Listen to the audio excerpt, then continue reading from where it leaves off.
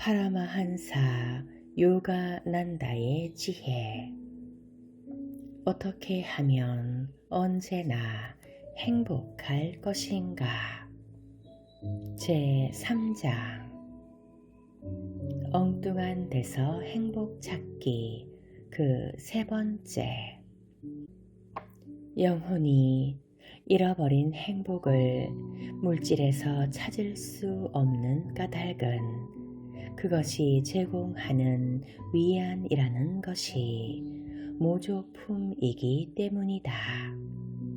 자기 안에 있는 신성한 지복에 연결되지 못한 사람이 감각에서 오는 가짜 즐거움에서 그에 대한 욕구를 채우려 한다. 하지만 자기 존재의 깊은 차원에서 그는 전에 하느님 안에서 맛보던 더없이 높은 경지를 기억하고 있다.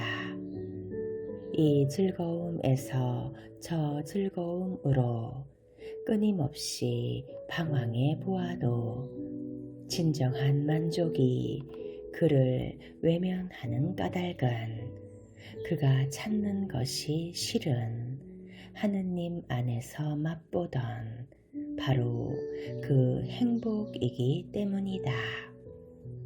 아, 눈먼 사람들이여, 당신들이 찾는 기쁨을, 그것이 존재하는 유일한 장소, 당신의 내면에서 찾기까지 얼마나 더 오래 포만과 실증, 지루함과 역겨움으로 고생할 참인가? 예수가 무슨 뜻으로 죽은 사람의 장례는 죽은 자들한테 맡기라 라고 했는지 잠시 생각해 보자. 그 말의 뜻은 많은 사람들이 죽어 있으면서도 그 사실을 모른다는 것이다. 야망도 창의성도 영적 갈망도 삶의 기쁨도 그들에게는 없다. 그렇게 살아서 무슨 소용인가? 삶은 끊임없는 영감이어야 한다. 비록 몸으로는 숨을 쉬고 있다 해도 기계처럼 살아간다면 내적으로 죽은 것이다. 사람들이 저토록 어리석고 재미없게 사는 까닭은 자신들 안에 있는 참 기쁨의 원천으로 가지 않고 바깥의 좁은 도랑에서 행복을 찾으려 하기 때문이다. 덧없이 사라질 것들에 온통 시간을 허비한다면 무슨 소용인가? 인생 드라마는 그것이 하나의 드라마, 하나의 환영이라는 데 의미가 있다. 어리석은 바보들이 연극을 현실로 착각해 슬픈 대목에서 울고 행복한 상태가 계속되지 않는다고 탄식하다가 마침내 연극이 끝났다며 슬퍼한다. 그들이 영적으로 눈멀어 받게 되는 벌이 바로 고통이다. 반면에 슬기로운 사람은 드라마가 순전히 연극인 걸 알고 내면의 자아 안에서 영원한 행복을 찾는다. 행복은 선택이다. 당신이 슬프기를 원한다면 세상 어느 누구도 당신을 행복하게 해줄 수 없다. 하지만 당신이 행복하기로 마음 먹는다면 세상 그 누구도 그 무엇도 당신에게서 행복을 앗아갈 수 없다. 당신이 진정 행복을 희망한다면 그 희망을 북돋아 주라. 결코 그 희망을 잃지 말라. 당신의 영혼, 언제 어디서나 기뻐하는 영의 그림자인 당신의 영혼 그 자체가 행복이다. 자신의 중심을 향해 눈을 감아버리면 자신의 가슴에서 타오르는 행복의 태양을 볼 수 없다. 그러나 아무리 눈을 단단하게 감아도 행복은 당신 마음에 닫힌 문을 뚫고 밖으로 나오려고 끊임없이 빛을 비추고 있다. 고요로 들어가는 문을 열라. 거기서 자기 안에 있는 기쁨의 밝은 빛을 보게 될 것이다. 눈길을 안으로 돌리면 거기 있는 영혼의 기쁜 빛살을 알아볼 수 있으리라. 예쁜 옷, 큰 저택, 호화로운 가구, 고급 요리 따위에서 행복을 찾지 말라. 그것들은 외향이라는 빗장으로 당신의 행복을 가두어 놓을 따름이다. 자기 안에 있는 기쁨을 찾기로 마음 먹으면 조만간 발견하게 될 것이다. 날마다 깊은 명상 속에서 그것을 찾으라.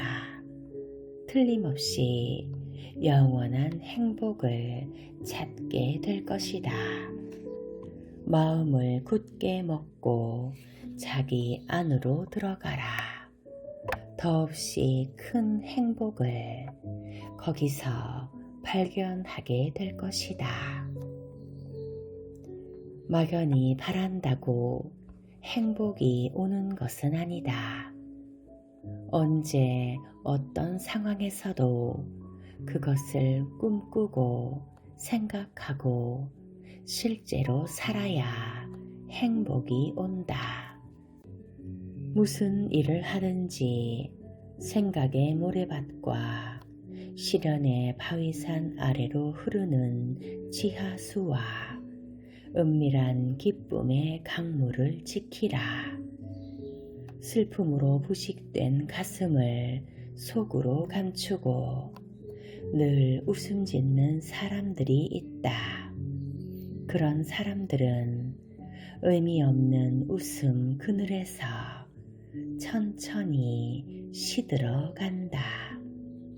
그런가 하면 가끔은 웃지만 그 표정 아래로 내밀한 평화의 샘물이 끝없이 솟아나는 사람들이 있다. 어떤 상황에서도 마음속에선 행복해지는 법을 배우라. 그리고 스스로에게 말해주라. 내 행복은 더없이 신성하게 타고난 권리이자 은밀하게 감추어진 영혼의 보물이다. 나는 왕들도 꿈꿀 수 없을 만큼 부자라는 사실을 알고 있다.